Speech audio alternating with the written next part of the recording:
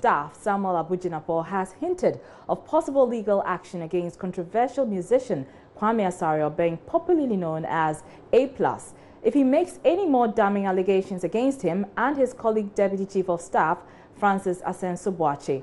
A+ had accused the two of corruption, prompting the Criminal Investigations Department of the Police Service to investigate the claims. Mr. Jinapo indicated they will let a previous allegation, which has been investigated by the police, slide, but will not entertain any unsubstantiated claims against them in the future. Mr. Jinapo disclosed this on Joy FM Super Morning Show on Friday. It always, there is not a decision that rests entirely, in my case, it will rest entirely with me. My colleague, in his case, it will rest entirely with him. Truth be told, it's been discussed between him and I before. But we'll see how it pans out. But at this stage, my initial inclination and instinct would be that, look, let's get on with our lives. You don't worry that someone might think that's your bid to kind of sweep it all under the carpet? Oh, well, there's nothing like sweeping it. The Criminal Investigation Department of the Ghana Police Service has subjected us to an inquiry. They've investigated us. They have. And if you go and check, you will see the docket and the thoroughness and the comprehensiveness of the investigations. They spoke to everybody who was mentioned in the course of the investigations. They have. So we've been subjected to a scrutiny. That's it. So the point I'm making is that I don't believe in making a big deal out of these things, other than just setting the record straight and making sure that the truth prevails. The other, as they will say in our local parlance, the encomiums, all the things, the deputy chief of staff, those ones, if they worry you, you develop hypertension in no time. So I'm not too sure about a suit. I'm not too sure about a civil suit. But you would never know.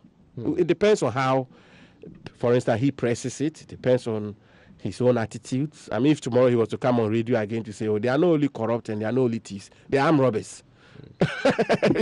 Then if you want, he's virtually leaving us with no option. But at this stage, I don't know if we get on. Now, as you may know, the police CID had concluded its investigations and has described the allegations by the musician as baseless. In a response to how he feels about A+, Mr. Jinapo said he holds no grudges against the musician. I don't have any problem with him at all. I don't bear him any grudge, and I'm sure listeners will struggle to believe what I'm saying. Well, I'm struggling. Oh, but that's the truth. Because that's the truth. I don't bear grudges. That's the truth. It's the gospel truth. I don't bear grudges. I get surprised about the passion and the intensity to go on and seek to, But personally, I don't have a problem with him. I'm in constant touch with Mr. Asen, so I work with him very closely. He has a very thick skin, and he has a big heart. He has a big stomach, not figurative, not literally, figuratively. He can stomach a lot, and he doesn't have a problem either. Both of us don't have a problem with him. He's an MPP member. I'm sure all of us in a party will be interrogating the appropriateness of his actions and inactions. But that's about it. Do we have a problem with him? We don't have a problem with him. Not in a list. Now let's stay on this a while longer, because a group calling itself Dynamic Youth Movement of Ghana has petitioned the Commission on Human Rights and Administrative Justice, SRAJ, calling for fresh investigations into allegations of corruption against the two deputy chiefs of staff. This comes on the back of an audio recording purported to be a phone conversation between musician A+, who made the accusation, and the Deputy Director General of the CID. The following report captures this latest development, as well as what the Deputy Chief of Staff makes of the audio that has gone viral. In the audio, two people are heard engaging each other in an apparent phone conversation. The female tells the male she had been to the Kolebu hospital and has confirmed the allegation of corruption. Deputy Director General of CID ACP Mameya Tiwado Dankwa has since admitted to engaging the musician but insists the audio has been doctored. Deputy Chief of Staff Samuel Abujinapo, who was on the Super Morning Show Friday, shared his thoughts on a viral video describing it as having no value. At the time, this so-called, and I repeat, so-called conclusion or suggestion or observation of guilt had been pronounced in the tape, we, the two of us, Mr. Asenso Boachi and myself, had not been spoken to. How on, and then that's again, let me keep repeating that. Let's even grant that the content of the tape is correct. How are you going to justify a pronouncement of guilt on a man when you haven't heard from me? What remains to be seen is what steps Shraj will be taking. A panel of four top investigators headed by the Director General himself. And you know, the day we went there was something that dawned on me. I was very happy. Conceptually, a deputy chief of staff can be held and summoned to the police, and it took 2.5 hours, questions after questions, interrogation upon interrogation. They've come out with their verdict. I don't have a problem if anybody wants to take it anywhere else. The facts are here.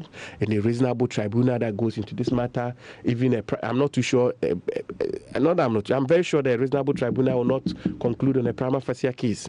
The Dynamic Youth Movement of Ghana, however, disagrees.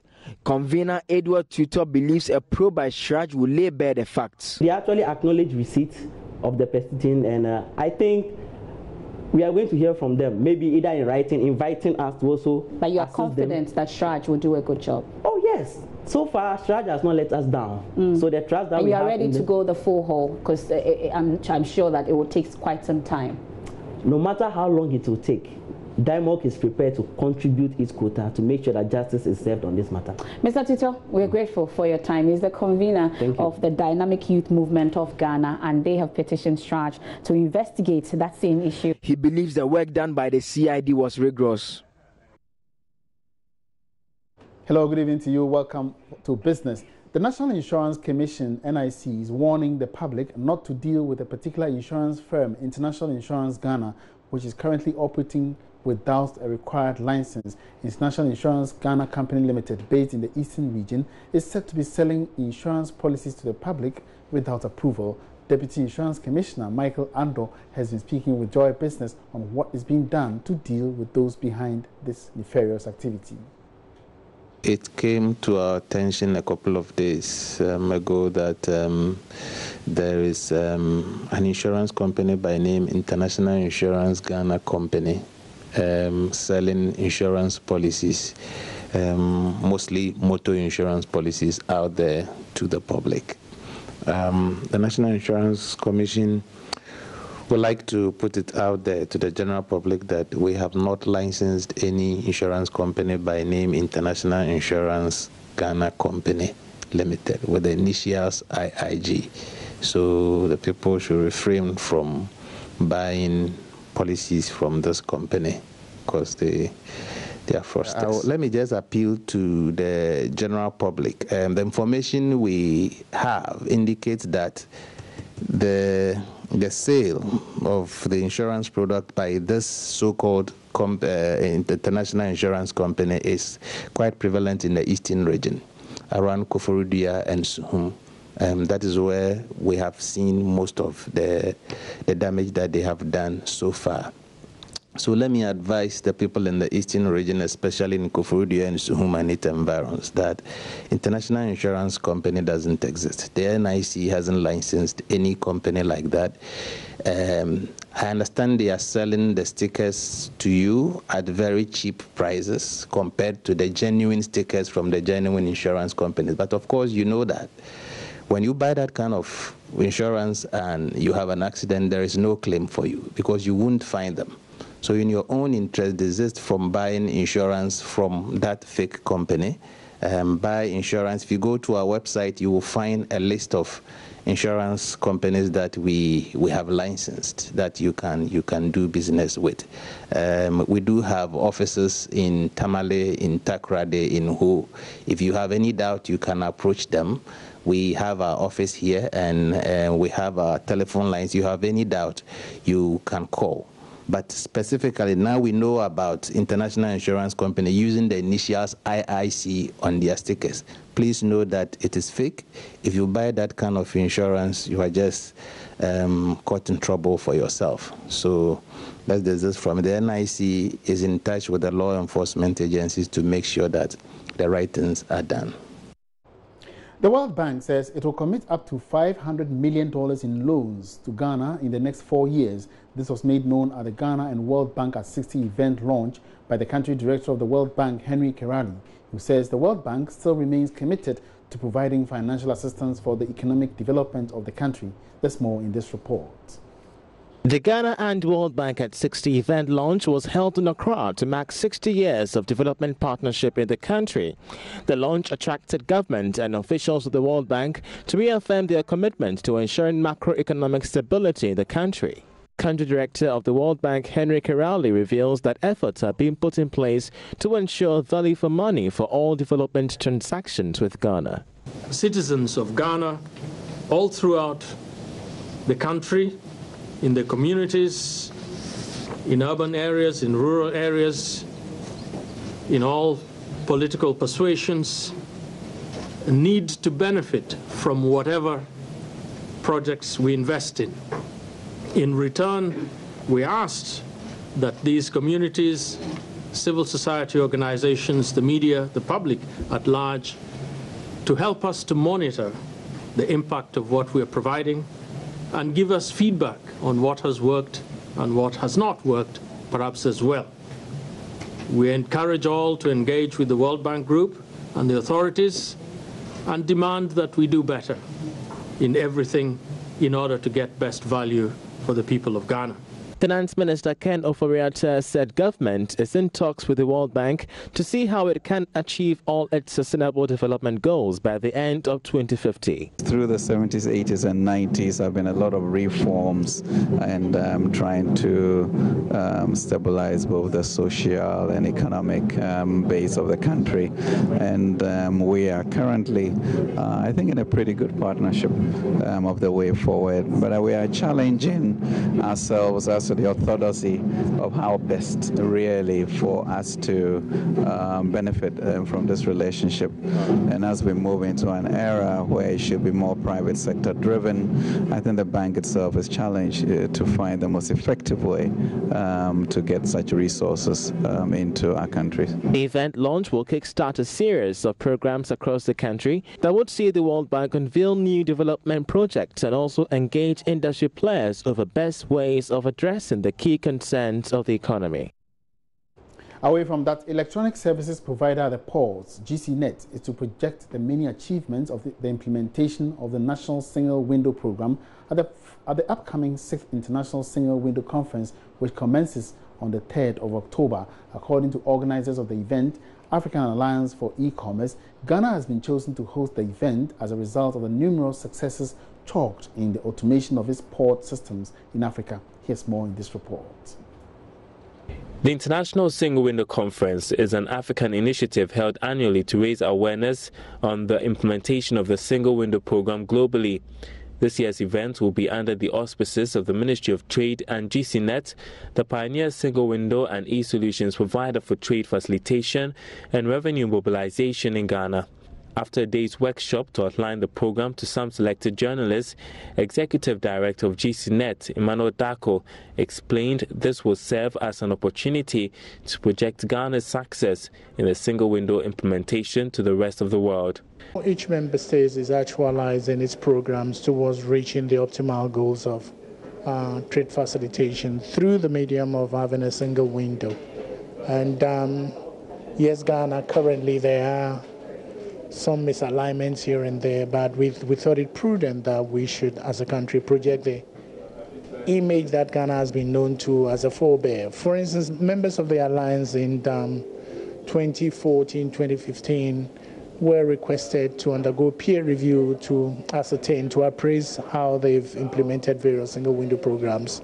And Ghana, like it happened at the AU level, when Ghana subjected itself to the peer review, within the context of single window, to Ghana was the first to be peer reviewed and subsequently followed up with a report before the countries also sought to emulate. So, Mr. Dako touched on some areas that will be deliberated on at the conference.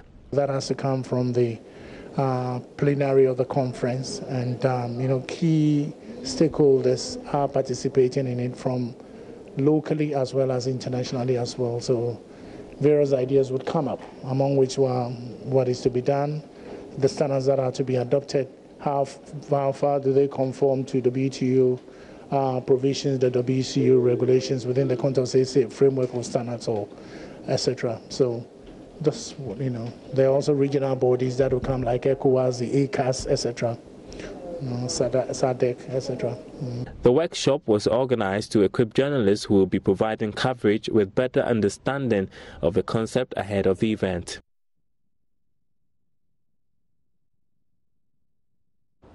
Now, the planned suspension of new sulfur levels for some petroleum products is set to be reversed. This is what Joy Business has picked up from persons close to government. George Rafi has more. According to sources close to government, the move has been influenced by new revelations that going ahead with this new policy would not result in significant hikes in prices of petroleum products. Here is Energy Minister Boakye Jaku speaking to Joy Business last month on why government had to suspend this policy until further consultations. You don't want to introduce a policy where there are major concerns. But here is the rub. We are currently at 3,000 ppms. We've come down significantly. But remember that most of our refined products are imported. Currently in Europe, it will be difficult to find a refinery that is doing 3,000 ppm. Most of them are around 10 ppm.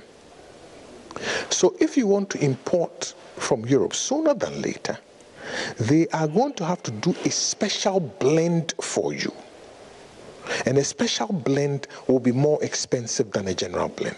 Joy Business understands that there wasn't even any corresponding communication to the National Petroleum Authority when the announcement was made then by the minister. Officials of the authority have told Joy Business that they are still implementing the old directive. This requires importers of petroleum products bring in products with lower sulfur levels of 50 ppm instead of the old levels of 500 and 1,000 ppm, which is said to be injurious to human beings and vehicle engines. And on that note, we wrap up business for tonight. Thanks for your attention. For more business news, log on to myjoyonline.com/business. Have a great weekend. Good evening.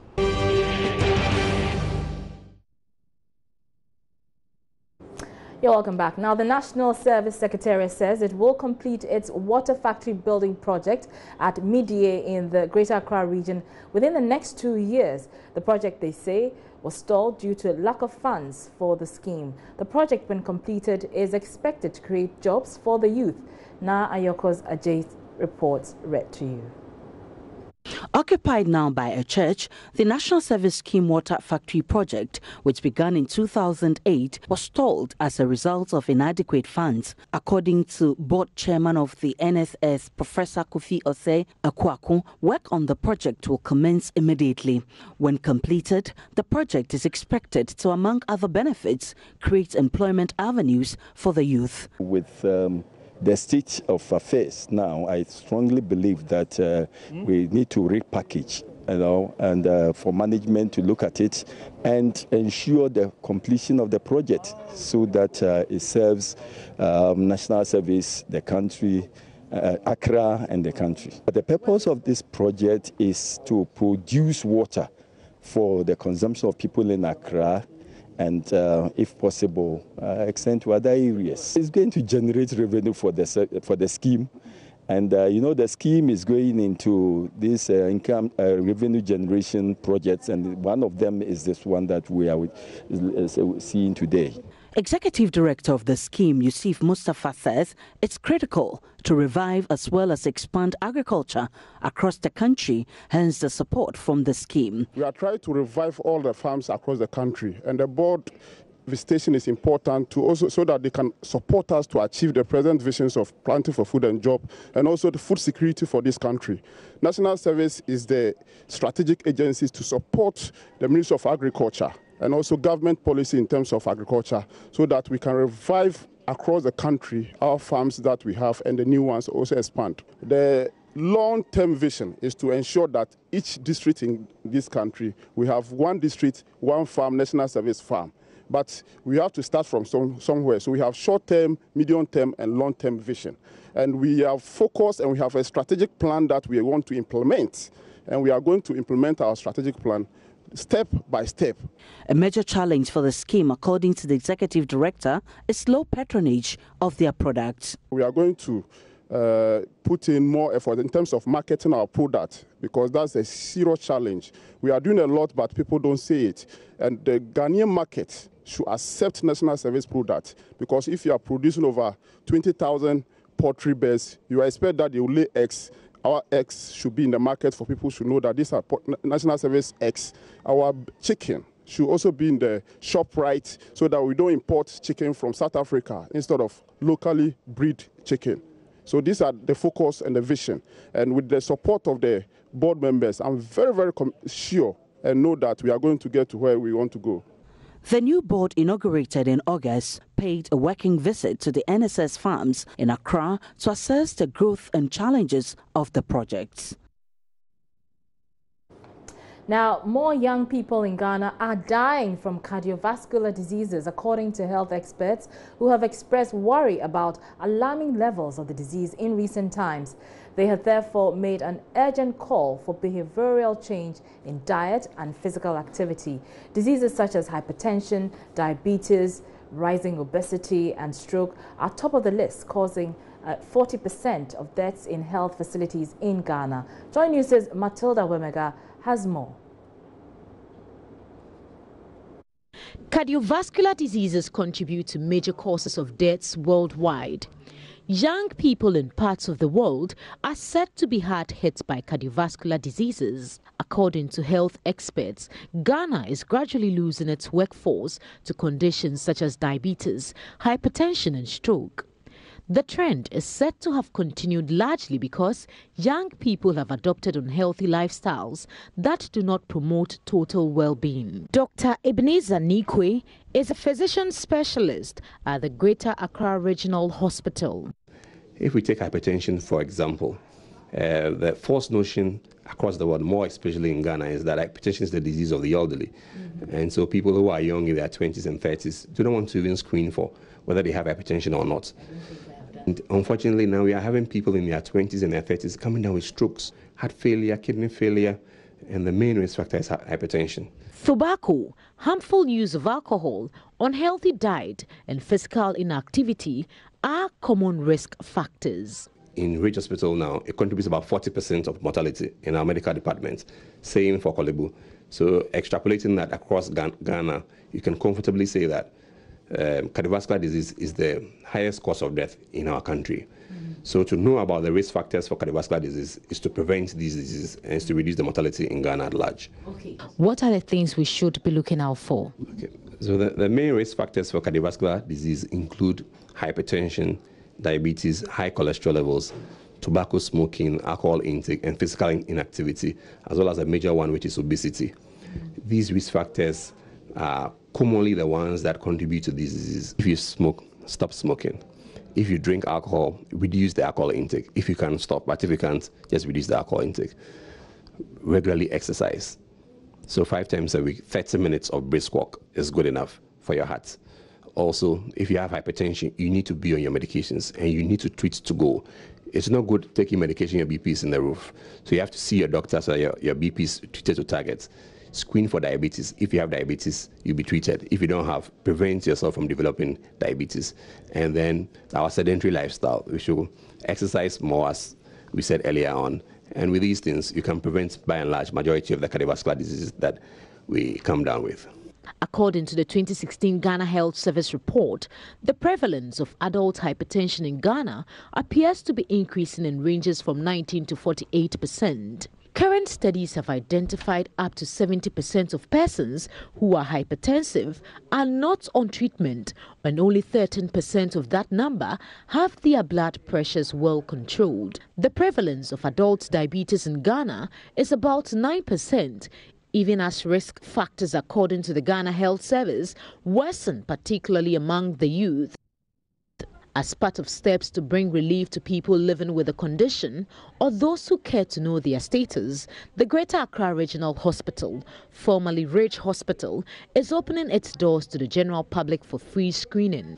So we are offering free screening for people today with respect to their blood pressure, their sugar, and then their BMI. The BMI is your weight over your height squared. It's a risk factor for you developing these problems.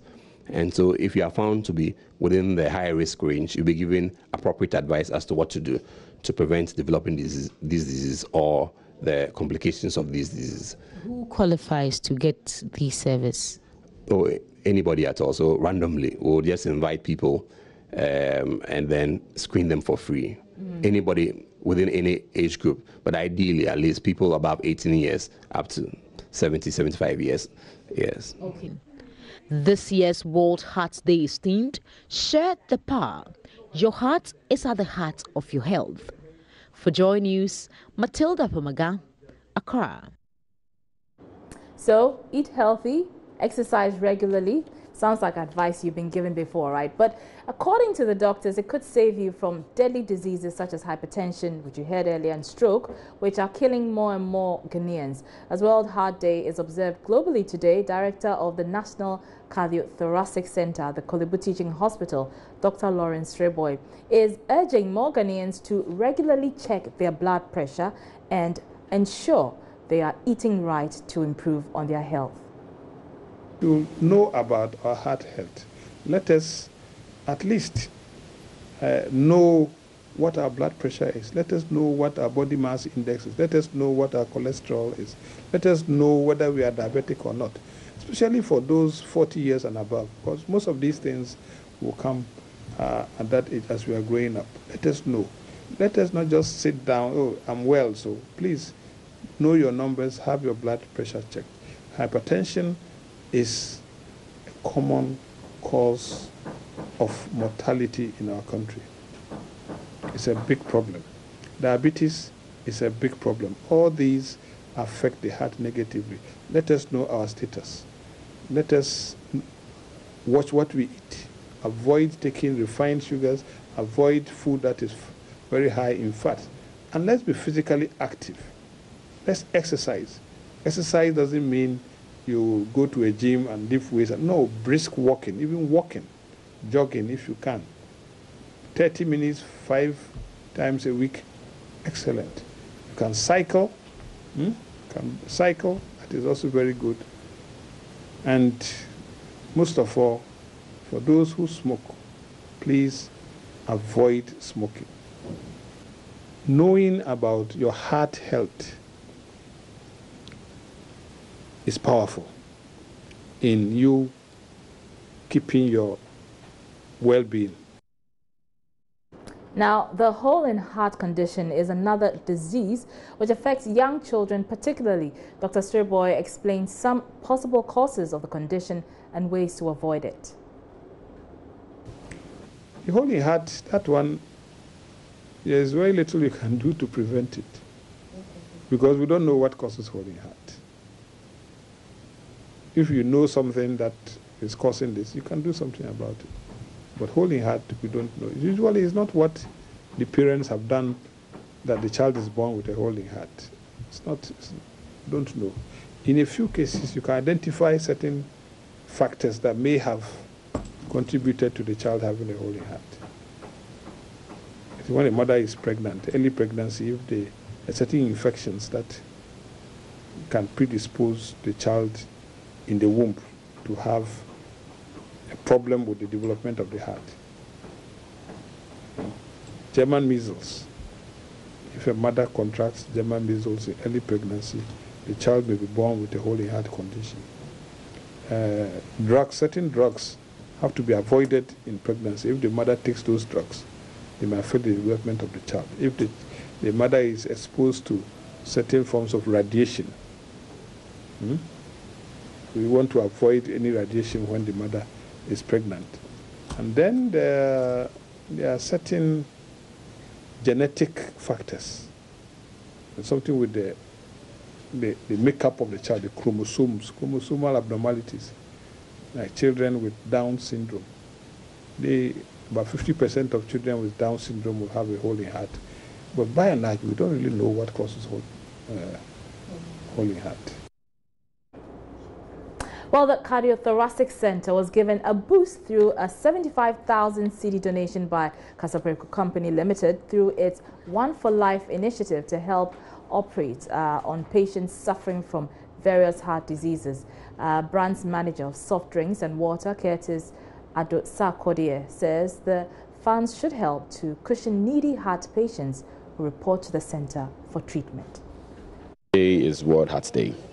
And as a company with One for Life initiative, with Awake Purified Drinking Water, we decided to engage consumers and Ghanaians to advise them on the need of exercising and then keeping their hearts healthy.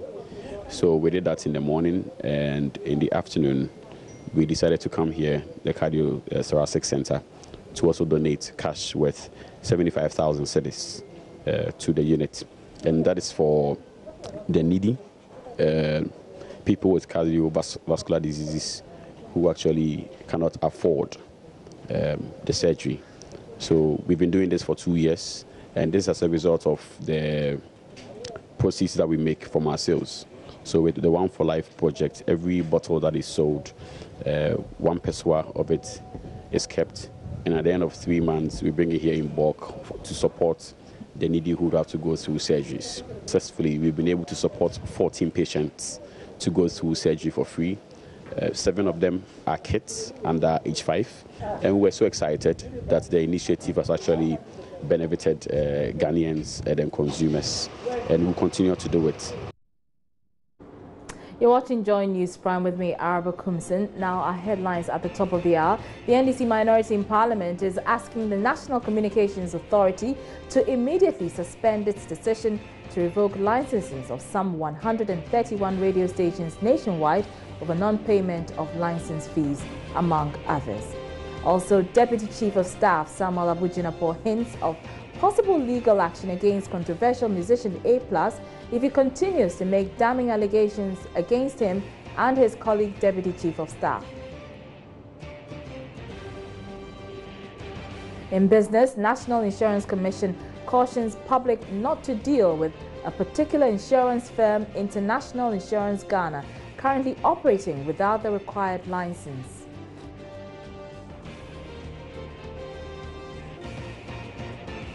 And the Ghana Journalists Association Election Committee has declared Afel Moni as elected president of the association in a controversial poll. Now, Speaker of Parliament Professor Mike Okwe has made a bold call for the establishment of a West African Electoral Commission as a way of minimizing electoral malpractices and improving governance. Professor Okwe argued such a body will enable countries learn from each other and check the excesses of some leaders in the sub-region. He believes the success the sub-region has chalked with the West Africa Examination Council can be replicated with election management. Joy News' Daniel Daze has more in this report.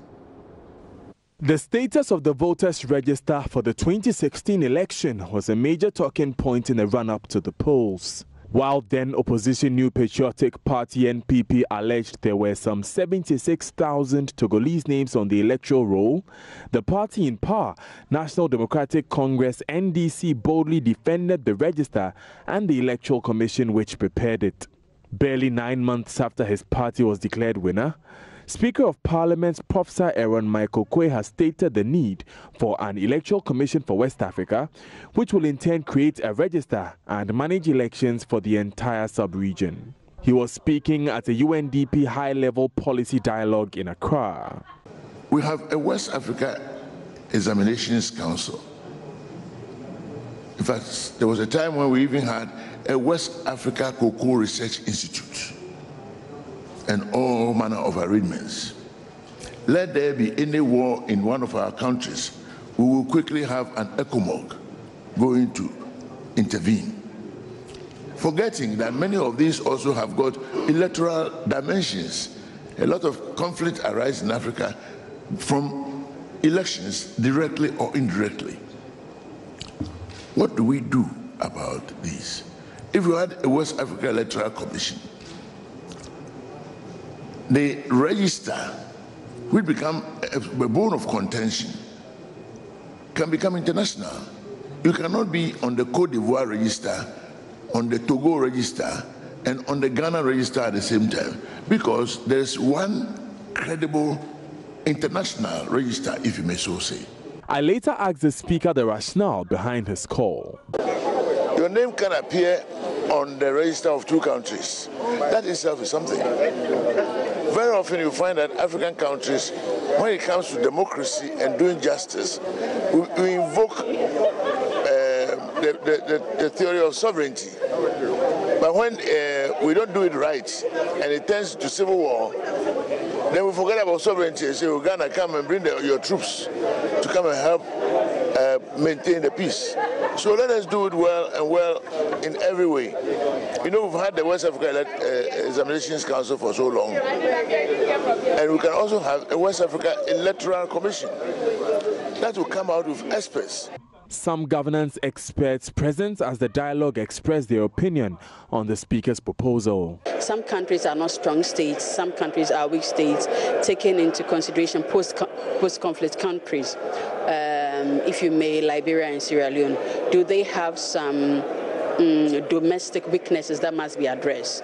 So if they put together their strengths and make it a goal to address their weaknesses, this can be done, and I think to be useful for us as we rethink what governance processes we would want to embrace, what would work for us better, instead of swallowing or going along with the one-size-fits-all approach. If it is going to help have a very smooth electoral system, why not? But until we start, I think you wouldn't know what the challenges might be. And I mean, it's a very cool call. Let's give it a try and then see what will come out of it. Daniel Daze reporting.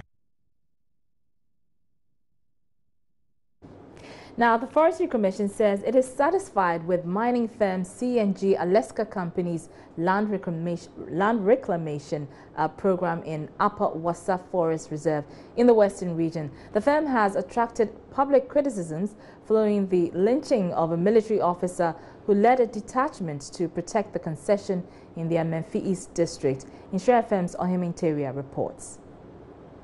Major Maswell Adam Mahama was beaten to death in broad daylight by residents of the Njobwase who mistook him for an armed robber last May. Then District Chief Executive for Upper Densha West, Daniel Apienin, who questioned the military presence in the area, was suspended for what was considered a reckless comment.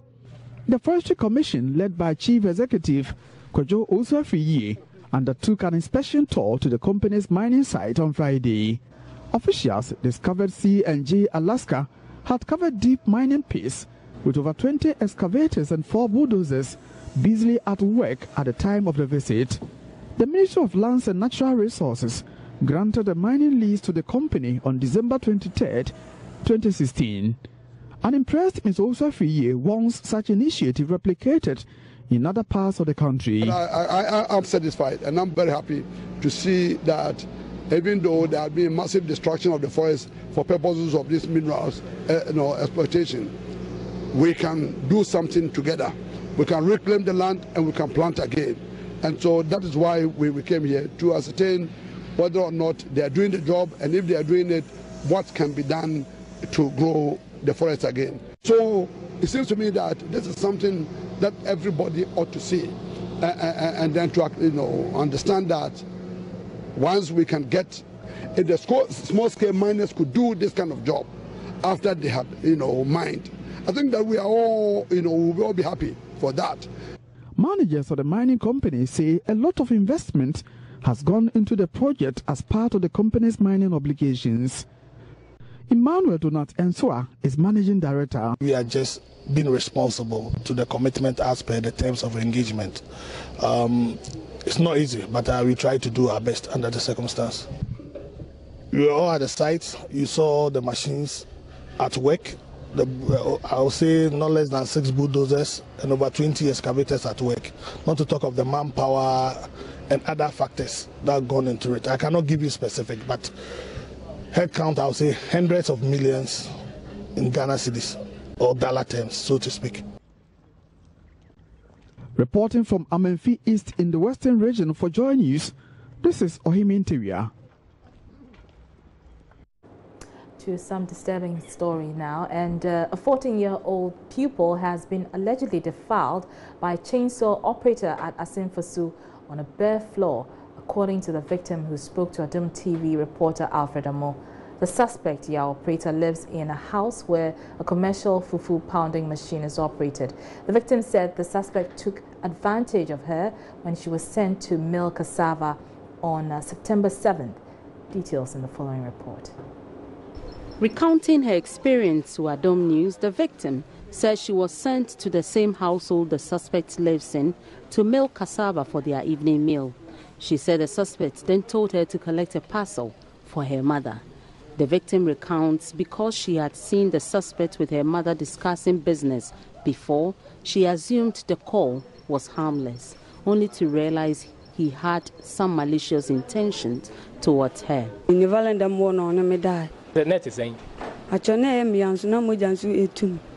He raped me on the veranda. It was painful and I was bleeding. I tried so hard to fight him off, but I failed.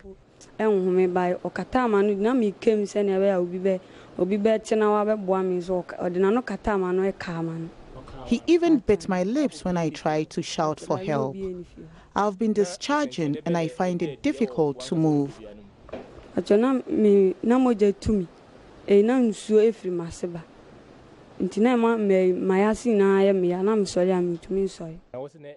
He threatened to kill me if I told my mom. The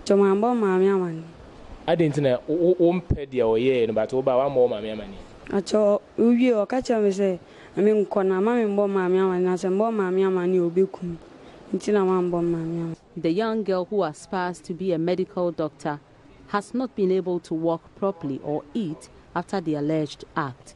She cautioned girls to beware of rapists who could kill their dreams.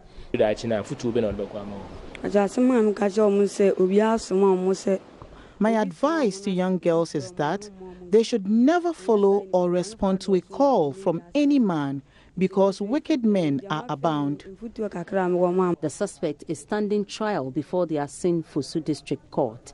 Asin-Fosu Divisional Police Commander Chief Superintendent Henry B. Mbacho expressed worry about how some unscrupulous persons in the area use petty items to lure and defile girls. The fault that is attributed to defilement is mostly given to the men. Most men desire to make good use of the children, but in fact it's no good. They use toffee, sobo, any petty 1 cedi, 2 cedis to deceive them and defile them. So what I would say is that parents should pay attention to their children.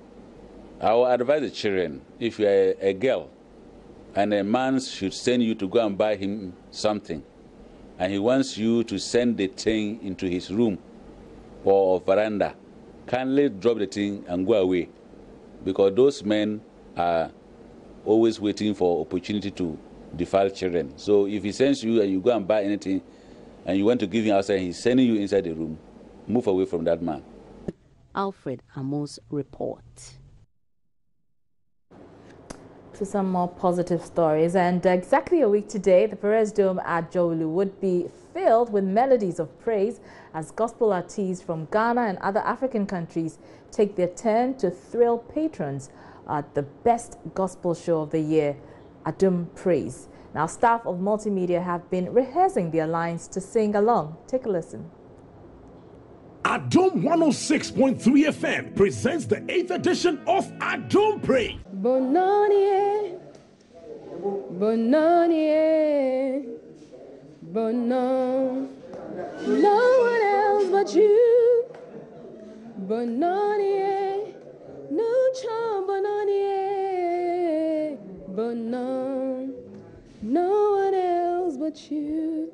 And I tell you, Karen is part of the multimedia choir. So if this is what she's giving us alone as an individual, imagine if the whole team is on stage. They are going to do marvelous works. Don't miss Adum Praise. You are great, yes, you are Holy One. That's right. Walked upon the sea, raised the dead.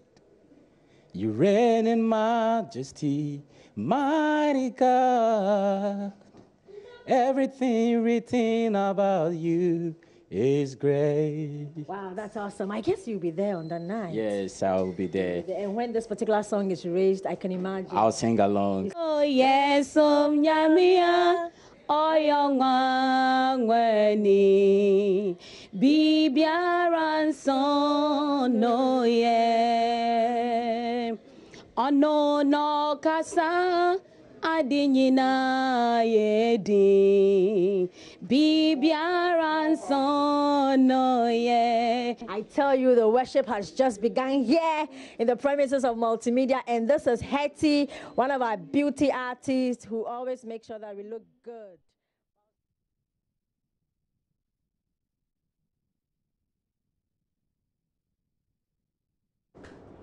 And I would sing for you, but my voice is not too good, so I'll just be on the sidelines supporting the artists. Well, on the bill for this 8th edition of Adum Praise, expect prayer, Steve Crown, Celestine Donko, Joyce Blessing, Joe Metal, Francis Ajay, and Denzel Prempe to give you their best on 6 October at the Perez Dome, 5 p.m. here in Accra.